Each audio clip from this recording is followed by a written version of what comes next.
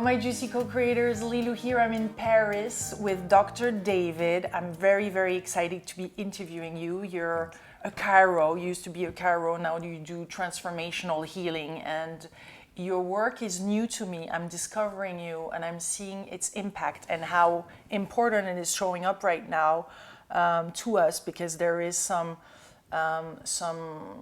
information that is really useful actually that we should hear in our own healing, because you had over 400,000 patients and you've done a lot of work with this energy and bringing vitality to people. Yes. So they feel fully alive. So you're doing such a great work. Isn't it fun? Thank you. It's exciting to be able to have those skills to help people. I mean, it's to help them come alive.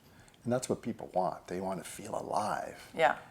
A lot of us feel disconnected at times with the flow, with the energy, and you actually help people throughout the body to feel it again. And so we feel this aliveness. How do you describe, somebody, what is it like to be disconnected to this energy? I guess you don't even know actually, because most of the time you're connected. No, that disconnection can be so subtle, like I just don't feel present. But it can be very blunt of, I'm so tight, I can't, and I'm depressed, or feeling that stuff just isn't working. And that range is important because it's part of being alive. We need the range of experience to be a human being. So even if we're feeling tense and tight, if we can notice, it's the beginning of coming back to your aliveness, your energized, enlivened state. So to me, the energized state isn't where energy's stuck, it's energy flowing. Yeah, flowing and enabling us to be really in the present moment, no? Well, that's a big part of it, because it's very hard to relate to other people if you're not present. It's hard to relate to yourself if you're not present. And we're missing on opportunities and things are just passing by. Yeah, to me, all energy really comes from a relationship, which is a big thing for a guy to say. It's like, so that relationship that we have to the now moment is to me so important, in that I can find energy just by relating to being right here. Yeah. It's this kind of thing I can join into that's always there, that's available to me, whether I am. So when I'm feeling tense, feeling disconnected, feeling that like I just don't want to be here, or any of those intense feelings we get as human beings, I feel lost, but yet I'm right here. How can I be lost? I'm right here. But I feel it. Then we get stuck in our head, our thoughts. Thoughts can spin around. So again, we're out of the present moment because we get into the past or the future, thinking about what happened, blaming this, or hoping, or worrying. But when I find them in that space, I come back to this moment. I find I have different practices I use, and there's plenty of them out there to come right here. And as I coming back to this moment, I find myself, because I'm right here. Yeah, and that energy that comes from relating to that now moment moves through me and lifts me into a new space. Yeah. It gives me the opportunity to look at myself from reality. Like what's really happening right now. Instead of escaping or pretending it's not there. Or worrying about the future. We numb ourselves too in so many different ways. So that we don't feel the pain or we don't feel the joy. We seem even afraid of our own light. It becomes What's up with that? A downward spiral because you're not present. So then you try to do something to not feel that you're not there, that you have all this going on. So you get even less present because you're trying to cover it up and numb things out and just not feel. We seem to be so afraid of feeling that we try to numb it out, but then we're feeling stuff all the time that we don't want to feel. And there's the difference. If you can feel it and move through it, a lot of times, whoa, I feel alive again. But it's the edge of feeling that we feel it and feel it and feel it and feel it. I'm always feeling this. We don't go through. And so being present is the first step to allow yourself to experience what's going on within you and in your life. Tell us about those energy leakage, let's say, where sometimes the energy just seems to come out of Is that a physical wound? Is that a trauma? Is that an emotion? Is it something that is stuck? I mean, how does that energy is not staying within us? How does it leak? Oh, well, when energies, I look at it that the energy gets bound up in different areas. And so the part of us doesn't have the energy. So the energy gets here, and that lack of relationship, we come back to that. When you're not relating to somebody really well, what do you feel? Disconnected, you feel tense, tender, it's painful, it's dysfunctional. So that shifting away from aliveness in relationship, you get these energy drains. It's when there's dams in the river, drains in your river that take away because you're not fulfilling the commitment of being here in your life. So when we're not fulfilling our life, we feel a drain. The energy gets drained. Energy flows and builds when we're fulfilling who we are, when we're living this life that's possible for us, co-creating with others, finding the ability to connect within myself. That's when the life flows. That's when energy flows. And so to me, there's not just a drains or this leaking energy. It's the drain of not relating well, of not relating to myself well, not in the moment. So the energy that gets put into the past or the future, there's where it goes. It goes into the past or the future where you can't use it. So I want to use my energy here in this moment and relate here. And then work with myself from the moment. So I can notice, wow, part of me was believing this. Wow, oh God, my Lord, I was believing that I had no value. I was believing that no matter what I do, it's never good enough. I was tightening my heart. So I wasn't letting anything in. So sometimes the first step, once I'm getting present, I'll realize I'm tight here. Oh, my heart can't let life in. I want to keep it all out. But then I can't let the good stuff in. So first step often is just reminding myself, come on, let the good stuff in. There's good stuff around. Here I am with you. Here I am in Paris. Oh yeah, so that can be the beginning of the heart starting to, you'll feel heat oftentimes. The energy starts showing up, that energy of aliveness, which is, to me, the difference between being alive and dead. I worked in Brooklyn, in New York for a long time. And there you have to be so blunt. And so I just started talking about, do you want to be more dead or do you want to be more alive? More alive, you know? And so what is that? Well, dead people are rigid, tense. They don't move, they don't breathe, they're cold, they're no fun. So being alive is the other way around. You're flexible, you're flowing, you're breathing, you're enjoying life. Yeah, you're part of life. Part of life. You're not laying on a slab somewhere. You're not disconnected. So I've tried your work, and so I have a feeling of it. And it's very interesting because indeed at some points you feel the heat and you feel the energy that starts to move. And it seems to me, can you explain a little more? Because at some points of the body you feel you have some information that comes to you, and you have some kind of emotion that we're stuck there, or this part of our body seems to need to hear something or be seen. Tell us more about that, how you approach it, because you have over 3 decades of chiropractic work. You come from a chiropractic family. I mean, you had, as I said earlier, 400,000 patients. Sometimes you have many tables within the room and you work with several people at the same time. Here we were on a one-on-one, so I guess it was a bit different. But how does this, tell us about how this is all happening and the information. How is it, you feel it in your hands, it goes through you? I mean... Well, for me, it comes back to empathy. Yeah. Can we be empathetic with ourselves, with our parts? It's so different to be empathetic than to say, if someone's sad, to say, hey, be happy, idiot. That doesn't work. This empathy of, wow, you're sad. Because you know what it feels like to be sad. You can go there with them for a moment and go, oh yeah. And that begins the change for them, that empathy. Same with yourself. So when parts of me aren't relating well, I need empathy with that part. And that, instead of trying to push it away, not feel it, try to ignore it, that's not going to work. Like it doesn't work when someone's sad. If you ignore them, it's going to make it worse. So with myself, as I work with people, I have found that different relationships within you, when they're not relating well, have certain themes, certain perspectives. So like I said, in the heart, there's this sense of, in the center here, can I experience life? This field comes out, helps experience life, but when I pulled it in, I'm not. The outer part of the heart area is this inspiration. When I'm not feeling inspired, I'm tight. Do you see someone ever come in going, oh, I feel so inspired. Yeah, I'm really inspired in life. No, it's like that. You know, people go into medical doctors' offices like this, not like this. No one goes in and goes, I feel awful. Yeah. No. So your posture versus a position. A posture is the energetic distortions you're locked into. How part of you is living in something that's not real.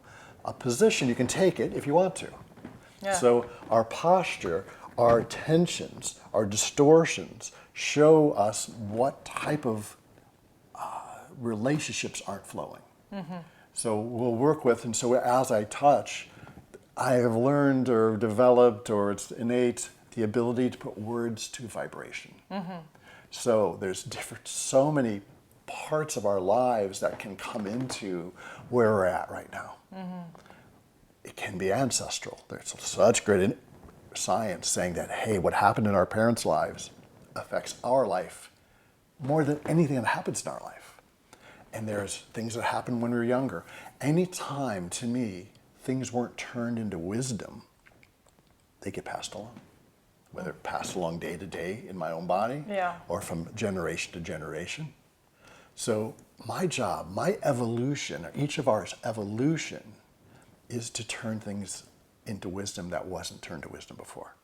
So if I have a story that I have to defend myself there in this physical part of my expression, I have to stay in defense. You know people that are, they're always like this. And you know they're always kind of defensive. You know, you kind of try to even talk to them. Or they're ready to attack. So this primal brain here will play out through the physical part of the expression, where it's either going to be in defense or attack. The third mode we like, which is enjoy life. So you see, even the body softens up. It's like the bones shouldn't be hard and stiff. Right. When after a certain time working with you, you feel that there's softness within the entire body. The whole system can come into fluidity in a way. So I look at ours less as a river, and the different parts of me are springs filling that river. So when things are tight and tense, nothing is flowing out of that spring. It's rigid and it's not alive. Dead things are rigid, right? So when things feel rigid, whether it's between this bone and these muscles, or this bone, or between the vertebra, or in my chest, that rigidity shows that something's not relating well. That part of me is living in some type of story that's probably not real right now. And to me, to get to that story with empathy, and doesn't have to be perfect, doesn't have to be the right story, it's just like having empathy for what I'm feeling, where I'm at. And so my job when I'm working with people, I get more and more specific, and I help them though learn to do this themselves. And that's where I'm headed right now, is more and more bringing this information to people so they on their own can find and be present with themselves to come alive, to feel this aliveness in your life that is just delicious. We want life to have that aliveness. And sometimes it isn't delicious, but still alive. And there's just life is life. And we want to have that strength of being right in this moment so that my ethereal, spiritual aspect can relate to my divine physical. That's something that is big within your work, because you're saying most of the energy work or the body work or the yoga and all that was really created by man, and most of it directs us to enlightenment and really going up there, whereas you're saying, well, hang on, for women that's not really what they need. And so for you there's been a kind of a piece of the puzzle you want to bring, right? Can you explain more how you see enlightenment? Yes, I'd love to. I like that. She knows I love talking about that. So to me, there's who we are is a relationship between ethereal and physical. So we bridge the divine, the two aspects of the divine. One's divine physical, one's divine ethereal. That flow between them, that relationship between those two parts of the divine is a human being. I'm taking the ethereal, my being, and my physical, my humanness, and I'm relating them into a human being. So the subsets of that are the chakras, joints, acupuncture points, ethereal and physical in nature. So when those are relating well, those are what I call love springs. Love, things we love flow into our river. And this river flows from ethereal to physical and from physical to ethereal. Embodiment and liberation. So I find as a male, and what things are mostly written by men, it's about liberation, because that's our first, what energizes us, what produces our energy. In the male is this liberation direction. It's beautiful for any human being to liberate out into this expanded enlightenment. But what I find is then the other direction, from that, for the male, I then bring that enlightenment of my divine nature back down through me again, through this embodiment, into my enlightenment that comes from my experience of the divine physical. It's like going into amongst the particles and down deep into the earth and through it and folded into the song of life. Because the pure aspect of the physicality is vibration, song. While the pure aspect of the enlightenment, this direction of the divine ethereal, is light. So to me, we know light and song, those two things we need to blend as a human being. So most people only think this direction. They forget about the other, or never knew about the fact that there's this reservoir below us that helps us experience our divine physical nature, which is tremendous. How does that feel like compared to the other one? Well, it feels complete safety because you are fully embodied. There's no demons left. There's no fear. You're totally on this earth. Your needs are met. You feel it's this independence, but yet here I can hear the song of life. I live the song of life. I can sense and hear the earth, the sun, the planets, all of nature. So you connect with the heartbeat of the earth. Exactly. You feel more guided too. You hear it, the heartbeat, the vibration, right? And the other way is the light of the heart. Because often we think of the heart here, but it's this whole being. I want this heart is my whole river. And so we're feeling that. So for the female, I find, which is different than the male, she comes from here first. Which makes sense. If you think the female first is the ethereal, comes from there first. So the divine ethereal, my fable of creation, the divine ethereal created the female to bring its gifts to the earth to connect to the divine physical. They got separate. To understand each other, they separated. And now you have the heavens and the earth. And the female was developed to bring those gifts to the earth, and then the gifts of the earth back to the divine ethereal. While the male was created by the earth to come up to be Shiva, to be this expanded male, to bring the gifts of the earth to that ethereal nature and bring that ethereal spiritual substance of enlightenment back to the earth. So the two enlightenments I look at it as three enlightenments, where when the flow comes all the way down, there's that enlightenment, and you got the one that goes up. But when you have both at the same time, then that medial sushumna, this kundalini energy opens fully to connect and be God making love to God. So we have this ability to have sacred union, which is the experience of my divine ethereal and divine physical making love to each other. That feels pretty good. Yeah. That sounds like an orgasm right there. It's beyond that. So life becomes a big orgasm, exactly, right? So it's always, that sense of being able to live fully and alive when you're feeling orgasmic just by being who you are. And so for the female, it's just something to understand, because so many things are written by men about going up. Even the idea of the heart. For the male, he comes up through empowerment into his heart. So the male's perspective of the heart is empowered love. If the female comes this way, she gets the heart, but she's coming from the ethereal, so the heart has more of an ethereal nature without the power. So without empowerment, that heart is easily disrupted. So for me... And even emotional. Yeah, and the emotions, as you can come down into that self-empowerment, you shine like the sun, and you have abundance. So we're going to work with that a lot in the work that I do, is how do we help the female come through? Because think of it, it makes sense, because she knows we're lost. She wants to face the fact we're lost. She wants to ask somebody for directions, and then she feels great about it. While the guy's lost, he doesn't want to admit he's lost. I'm going to find my way. This is just a different direction. And then he comes empowered and finding his way, and then he feels good about it. And his voice is celebration. I found my way, yes. So the voice is used differently at the beginning. I'll come back down and do the same thing. But on the way up, this creates my masculine energy, and your feminine resonance is the different direction that we begin with.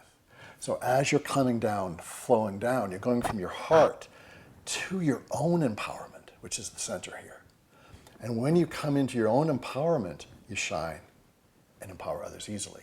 If you don't, and you try to empower others first, you're going to empower them at the expense of yourself.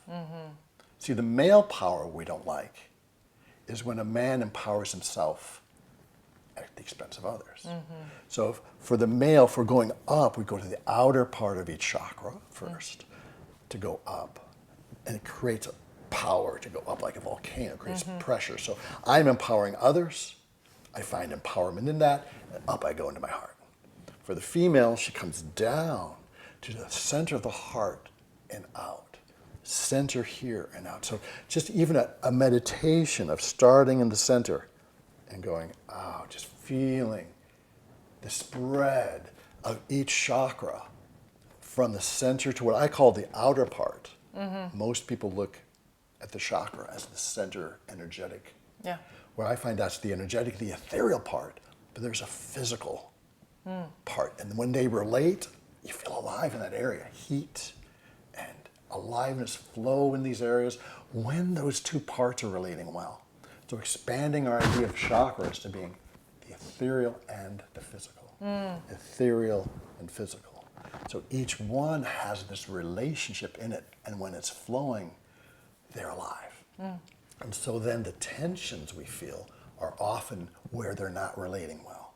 So in the neck, the tension in the neck is when they're the verbal expression and the physical expression aren't relating well. It's not safe to say anything. It's not okay to say what I need to say. I got to defend myself. So keep those stories that play out in part of us, keep those parts separate from each other so they don't join and create the enlivenment or the energized empowerment that they can. So we're looking to bring each part of us into this. To reunite, yeah. To unite into something. But it's not bad or wrong that they're that way. It's just not fun if they stay that way. It doesn't feel good. You don't feel alive. So they need to come up and out to get the wisdom. So these are parts, the rocks in the river, that we can process into wisdom. So I may not like it, I might not enjoy it, that part of me is tight and tense, but I'll go into it and be there for it. Just like you don't really like going into the pond or into the puddle with somebody who's sad. It's not always fun, but boy, it's wonderful at the on the other side. So it's going in, being present with a part, going, wow, a part of me is afraid to go forward. My knee hurts. Oh, it's hard to go forward right now with others. It's like it's hard to direct my life. So can I go into these experiences, these feelings? I celebrate it in that if I can notice it, it means that the rest of me is not there anymore. Yay! The rest of me's gone on, because I can't notice something if I'm all in it. So you need an observer. Yeah. So by the rest of me getting connected, getting present, finding my flow in parts of me, then I can notice and be there and have empathy for the other parts of who I am. So each time that we help create more and more aliveness through these chakras, the flow of the river increases, and it becomes a natural thing for the female to embody, move through the fears, move through the distortions to come into this amazing enlightenment that's possible as Earth Goddess. So sometimes we see those women and men actually really like if it looks like electricity going through their body and their body starts shaking. Can you tell us what's going on then? It's a lot of fun. Because there seems to be instant healing. I mean, we've seen awesome videos on some people that really, had big shows or on Netflix or whatever, but where we see this energy actually flow. It's the river. It's the river. It's the river. When you have the flow going between and through your chakras, you're going to have the river flowing. Now, the bigger movements may actually be because there are some tensions that energy is moving through and hopefully breaking up and moving out. There's some more subtle flows that will be in a river that's strong and deep. You don't see the massive movement in the Seine. You don't see the massive movements in the bigger rivers that are deep and strong. So, but they still have currents and waves and depth and bring life to the world. So we're deepening, widening the river to help as you develop it in your life. So that's the metaphor I'll work with, is can we deepen and widen the river? As you widen the river, you go past the banks that you had created. The banks define the river. So as you develop, you go past what used to define you. So having experiences that flood your river are amazing. But then afterwards, not more than a few days, sometimes after these expansive experiences of going to different dimensions, different vibrations, then you got to clean up and work with what fell into your river. Okay, you're going to go past the banks. Now you got to create new banks, new definitions. So that's transforming and processing that which used to define you. I find it's a lot to do with being in the incomfort too, and finding comfort within that incomfort. Within that incomfort, finding comfort. You know what I mean? Like there is something's hard in life, and we have to kind of find beauty there and feel connected and alive, even though if what's happening is really uncomfortable, strange, just it's shocking. Such an important attitude. Yeah. If we're always trying to keep things comfortable, it's not going to be a life. It's not a human being life. Because if you're trying to stay comfortable, that's when you're going to be taking the drugs to get rid of the pain. That's when you're going to try to avoid things or drink or find some other way. But it's not the way that works. You got to go in and feel and have empathy and connect with yourself, love yourself up. It's not always easy to love oneself. It's not always easy to go, wow, I deserve this loving. It's so easy to think, oh, I have no value. Who am I? But it's important to do that for yourself to become an alive human being. If you're avoiding what a live human being is, I find if I separating my ethereal and physical, when I'm in my ethereal alone up here, I'm trying to stay above it all. I don't want to deal with it. I don't want to experience this human stuff. If I'm in my humanness by itself, I have no meaning. I feel snowed under. There's no meaning in life. When they start relating, there we go. So often when I'm feeling that separation, when I don't want to deal with anything, I want to stay above all, I want to stay comfortable, I'll go down and say, okay, human, I accept the experiences you're giving me. That is a very beginning of reuniting the ethereal and the physical. Just this that's a practice in itself. That is something that everybody at home can do right now. It's like, I accept the experiences you're giving me. I don't have to like them, but it's my human being life right now. Yeah. And for my human, I'm going, come on, give me some meaning, please. So those two statements start my relationship between the two coming back online. So those are something simple. Just come on, I need some meaning here, please. And it's amazing. It'll come. And so will that sense of dropping into your life where I'm accepting these experiences. I'm going to live them. I'm going to work with them. I want to turn these things to wisdom. I want to come through them so I can be a natural flow into enlightenment. As that enlightenment, it helps the whole world change. So it's not a selfish thing to flow into your own enlightenment, to find out who you are as an ethereal being, to find out who you are, to experience and who you are as a physical divine being, those are not selfish. Those are, by you doing that, it expands what's possible for others. That reminds me of the quotation from Return to Love from Marianne Williamson, where she said that it's our brightest part that we're afraid of. Yeah. Is that okay to be that bright? Now, And again, to shine, and who am I not to be? and so for some women, when they shine, they were taken advantage of. But it's usually when they were shining here, they weren't empowered. So helping that go from the heart to the empowerment. So is there a practical exercise to really feel that sun? Yes. One is just acknowledging that I'm going this direction. So many things are written by men going this way. Yoga is about going this way, oftentimes. And I've worked with yoga instructors, and they were saying they were having to eat better. To get the energy they expected from yoga, they had to do more asanas, meditate more, have more water, sleep more. And to me, what they were doing were good things. But what was missing was the beginning of the river. So if you have, and you start with the middle of a river, how do you get a middle of a river without the first part? You have to add a lot of water. So that's the eating better. That's adding all these wonderful things, but you have to keep adding more and more to keep this second part of the river flowing, so it gets actually exhausting. If you can go back, get that first part of the river flowing. So as I help them, just basically reversing some of the practices to go from here and imagine energy coming down, and just working your way down in meditation, oh my gosh, we have the energy we always expected from yoga. They're each individually, they would say, this is now, I have the energy I was expecting. That's what the woman will flow best with, is just that first, and then you go back up. It wasn't so what are, like, something that we can do at home to feel that sun? Like, how would you summarize it? So we really get the exercise clearly? Great. So the idea of first finding your heart by coming back to the moment, letting in life as it is now, finding inspiration, finding the heart. But if getting into the heart space. Getting into the heart space.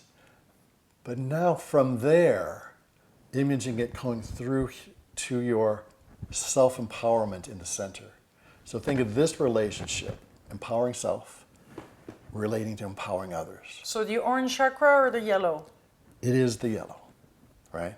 So that the yellow here, you're going, they call it the power chakra, but to me, empowerment actually fits it better when you're in self-development. And so true empowerment is when they're relating. Self-empowerment and empowering others. When there's a relationship there, that's empowerment. Okay, so you want to come to that. Again, the balance between the union of the two. Yeah, it's the union of the two. That's what empowerment is. Yeah. Here, love is when we're experiencing life as it is and being inspired by it. So that creates this. Full expression is not just verbal expression, talking like this. It's also verbal and physical expression. It's telling my story and understanding your story. It's working with our perspectives, and that understanding and that's one way to get to the heart, is really to express well, which is saying, here's what I need, but boy, I can see what you need too.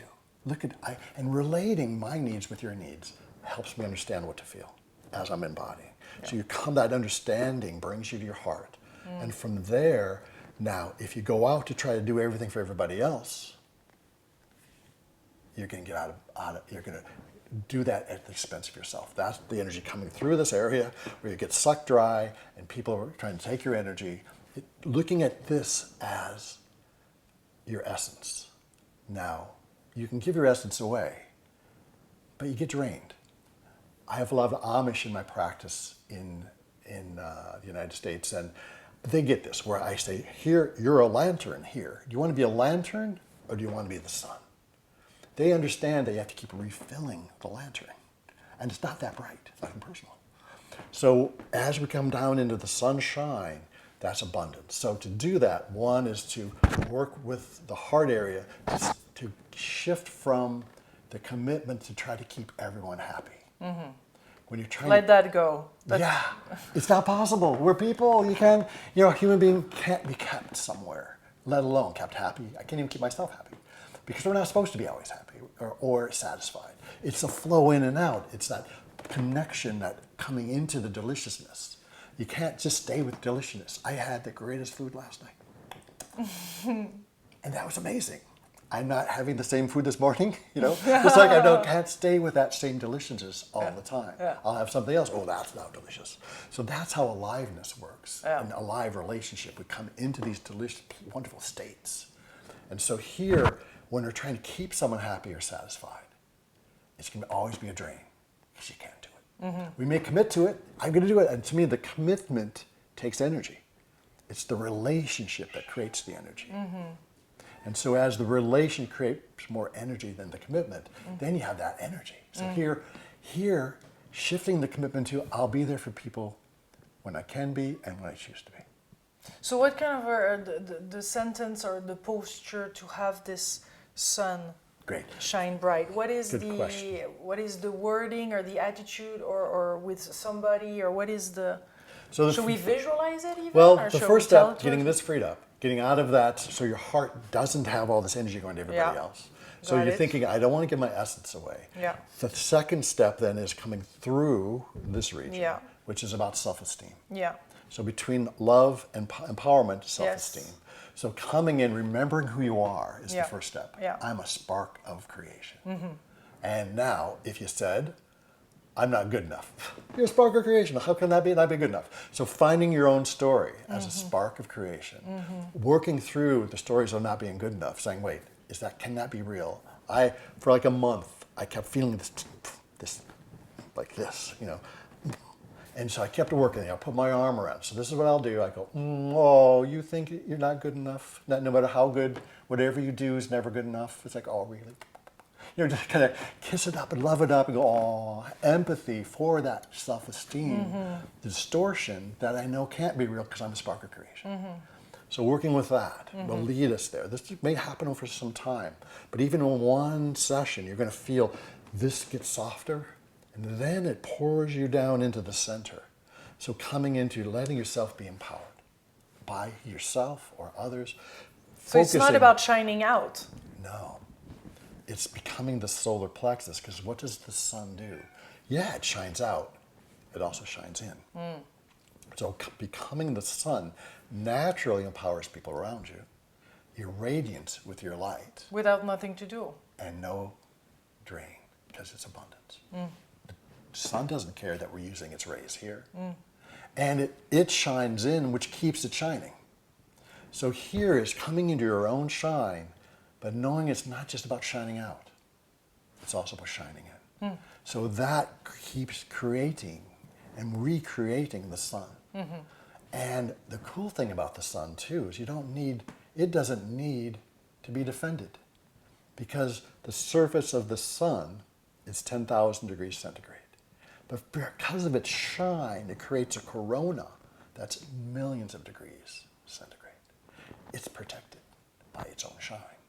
You can't get through it. So when you're shining and empowering and full of your flow, it's safe. There's a safety to that. When you're not shining, You don't need to protect yourself then. right. Because there's a lot of techniques of protecting ourselves and careful of the dark energies and you better... And I have a very dear friend of mine that you know, called Anne, that often says, you know, as long as you stay in your heart and the pureness of your heart, basically, you can be in front of any situation or facing anything. She's wise. She is, isn't she? She is. So the idea I find, the idea I find is when I'm in my empowerment, I'm not in the polarity of trying to give or get. So there is no taking on of energy, because there's just energy. It's just shine. So when it's just energy, no matter whose energy, it's just energy. So it's not mine or yours. It can't be taken. So I work with, like you said, like maybe 400,000 visits. And it's like, I had to learn to not drop into the polarity of trying to fix them, or they feel that they're trying to pull from me. Because if that happens, then I may have to do an exchange and say, wait, and then get myself back to in my empowered space where nothing No, touch is the sun. I mean, I can work with anyone, know where they're at. I don't pick it up. There's no energy to pick up. So why is that portal not the heart chakra? Well, to me, I want to flow. Why does that heart doesn't shine from the, why that sun doesn't shine from the heart? Well, to me, the sternum here, thinking of this area, just how the body works, and it's like, when I have the wholeness of me, so we can take it into parts and say there's a heart, there's this and this. I want to have a full river flowing. Yeah. So my heart's there, my empowerment's the there. full experience. And then down into like, who am I becoming here? Because we have the sternum, and Stern in German means star. So to me, this is the star bone. Here's the solar plexus, the sun. And then we have the earth. I want that flow between earth and sky, that stars. And so to just be in the solar plexus by itself, just the sun, might be glaring. But when the heart and the sun are connected, it's sparkling sunshine. Mm-hmm. Everyone loves sparkling sunshine. So that aliveness where the heart and the power are linked as that, again, an understandable unit of part of us.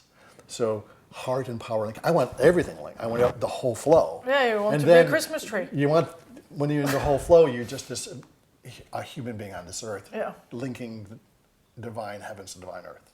There's where you're full and alive. We'll take it apart where there are often tensions that separate us from our true ability to be a living light on earth, or a song on earth.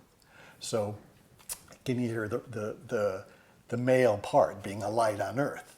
That is the male distortion. Now you also want to be the song. So I've been watching our language about up is better than down. All this distortion. Ascension is better than descension. Exactly. When there's a relationship, it has to be a relationship of equals. So the divine heavens and the divine earth are equals. My humanness is equal to my beingness. Otherwise, you're in a real distorted relationship. My divineness is equal to my beingness? Yes. I don't know. That's a tricky one. Yeah. Well, that's the divine, to me. It's related. There's divine heavens, divine earth. The divine is the divine. They're equal. Whether you separate them into heavens and the earth or how we separate, they're still divine.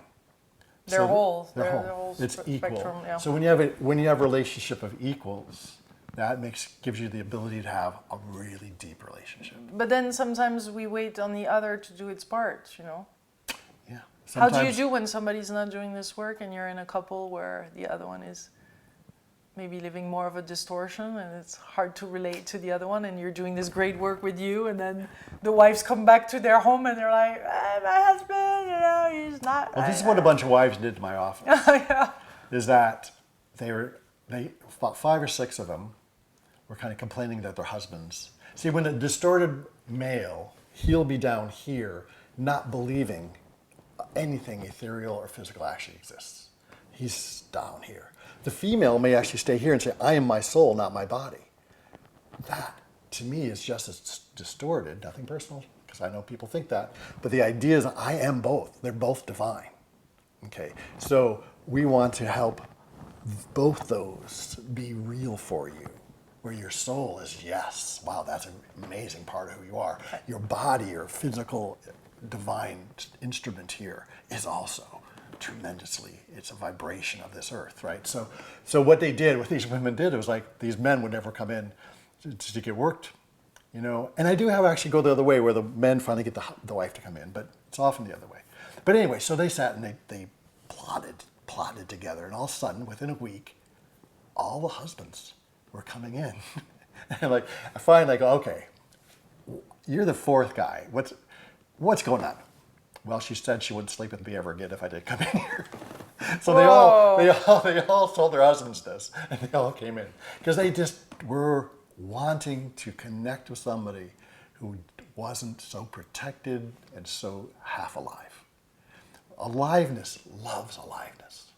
It's hard for aliveness, other than with grief and for saying goodbye, to be with things that aren't that alive. But a lot of times we say if we're in contact with an enlightened being, we feel also enlightened. Like there are some gurus in India, or even in United States or wherever that are enlightened, and just being around them, you feel that energy and you are that. So I wonder if within a relationship, and if the wife comes back to from your workshop or doing sessions, how just emanating that aliveness will impact his aliveness. Yeah, all the husbands that came in, or he brings resistance all more, all the husbands that came in zoomed, meaning they'd been around and had this around them, and they were learning from that wife who was getting more connected. So they connected real quickly, even faster than the wives had done in the first place, because they had been. It's like in a relationship, if one part changes, the other part has to change in some way. So they were so ready but they'd been resistant, but they just needed that spark to go over the edge, And so to me, that is so important, just continually for me to come more alive in who I am, and the others around me have to find their way. In my work, I help people, but I can't do it for them, and it's a choice that they have to make. And in your commitment, there's ways to relate, to honor the male and honor the female. So oftentimes the male has to come at it from a different direction, but the female thinks he should come from her direction, and vice versa. Like that's what happens in some marriages. It starts out dynamic. This is such an amazing woman too. Why aren't you picking up this? Or why aren't you doing that? So it becomes this roommate thing where you should be like me or you should be like me. Like in my own marriage, it was like, she was wondering why I was always doing stuff. And I'm thinking, why aren't we ever doing anything? But I was bringing humanity up by doing things. She was bringing divine in by being present, by being alive, by bringing divine onto this earth. That's our first direction. Like for the male, it's getting up to bring humanity up. Then once I've enlightened, I'll bring divine back down in. So you have someone like Sister Teresa, who she embodied the divine and then brought humanity up with her mission. So I separate the words mission and purpose. Purpose is bringing divine into humanity. Mission is bringing humanity up to the divine. They're the beginnings of the river. Once what gets a guy off the couch? Hey, can you help me move this? Oh yeah. No, he may have been sitting there and someone asks him for help. He gets up and goes and does it, right? And for a woman, bringing her divine virtues, being beautiful, and that's where our culture kind of gets stuck on the one divine virtue that females are supposed to do, when there's many divine virtues to bring in. And so it just helps her feel alive by doing what she does to help herself feel. And a man truly loves his woman to be alive and fully alive. That's what brings him his own aliveness. I mean, it gives you so much energy when we're excited and happy and in our aliveness. Yeah, and so for me, this direction for the female helps her come into her shine. And a friend of mine wrote a book, and the title of her book was The Number One Rule of Parenting: Mom has fun. So the idea of mom, to me, it's mom empowered, everybody's happy. If mom's not empowered, it's tough. No matter how much she's trying to do for you, it's not the same as when she's strong in her power and shining. Everybody's just like, this is great. Otherwise, it becomes this where she's trying to do for you, figure out what you need. It's like, Mom, there's this Mom, I can do this. Too much, yeah. Right. When she's empowered, she sits and empowers others naturally from her shine. So this is such a big gateway for the distortion that the male-female perspective has brought. Yeah. Where most things are written by men going up. The one distortion is that their own enlightenment really is out there. So that when the female continues to start to come in, then go back out, start coming back out, she loses the connection to the divine physical. She's here to be Shakti, the earth goddess. And that takes embodiment. Male is here to become Shiva. That takes liberation. But we don't want to stop there. We want to go and bring it back up, bring it back down, and create the circuit of this river that eventually creates having both enlightenments together, where you can live and have these experiences of being whole as a God making love to God. And that's the spiritual essence that we love. Wonderful. We could go on with this conversation because I have tons of questions regarding sexuality, couples, relationship. I know we can find you out online and you have a website and there's many more information about you and sessions that you do. And I know you travel all around. You just came back from Stockholm. Now you're in Paris. So you travel. I love that about you because then you come to us. So thank you for that. And you have apps online too that will be soon, I guess, translated in different language. There's a Love Springs app. Love Springs and Dragon Wings Dragon for Wings kids. is a board game for kids to help kids and families come alive. Yeah. Because if you help kids learn to relate, it changes the world. Yeah. And so I also have a game called Love Springs that as you play it, you can deeply connect to your other. And so Love Springs, the app, it's a way to learn the basics and understand how to create. Eventually, over time, it's building and building. So I will have on there how to clear your own stories, how to connect with yourself, how to develop the river flow through your body. And there's practices, and there will be in-person things that I'll do. And so that's the Love Springs app will be where I'm bringing my work through. And there'll be books eventually from that. But I already have I think that'll be 600 pages written, but it's like that's it's a hard good to bring thing. it all together, Yeah. To me, I love creating the experiential side.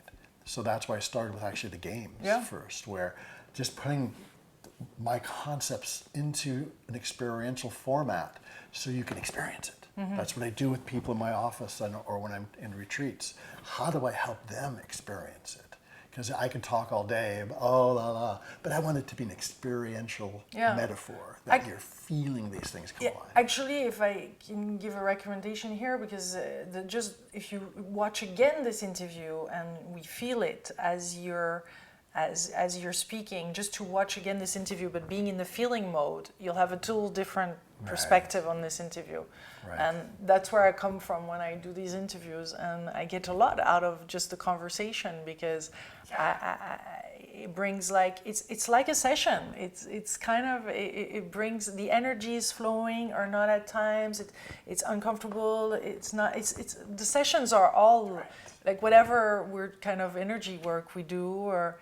We go through these different phases, and I think it's interesting to compare it to an interview too. Well, it's a relationship. Yeah, and so it's happening right now. We've fulfilled this commitment. Yep. We're relating, and it's energizing. Yeah. I feel way more energized than when we started. Because here we are relating and helping be right present with each other in front of whoever's going to be watching. Yeah. But still, this intimate connection right now. There's lots of energy because every relationship, when it's flowing, creates more aliveness than you had before.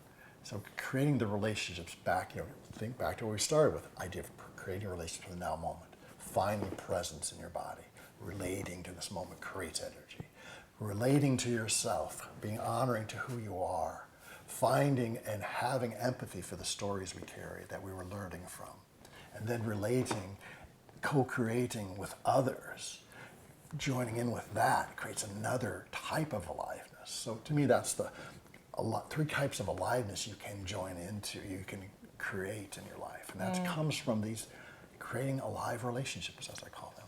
And it's when it's alive, it's energizing. It's enlivening. Thank you, Dr. David. Thank you. It's so fun. What a delight. It was so fun meeting you and getting to interview you. Thank you so much for being here again in Paris, in France. We look forward to having you again.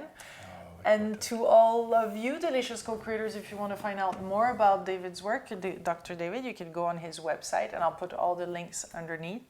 And please share this video if you have enjoyed it. Yeah. And I'll see you on the Love Springs app. Also. Because this will that's be where below. we can interact and we can easily, and then we'll let you know about retreats and things from there. Thank you. Much love. Big kisses. Thank you very much.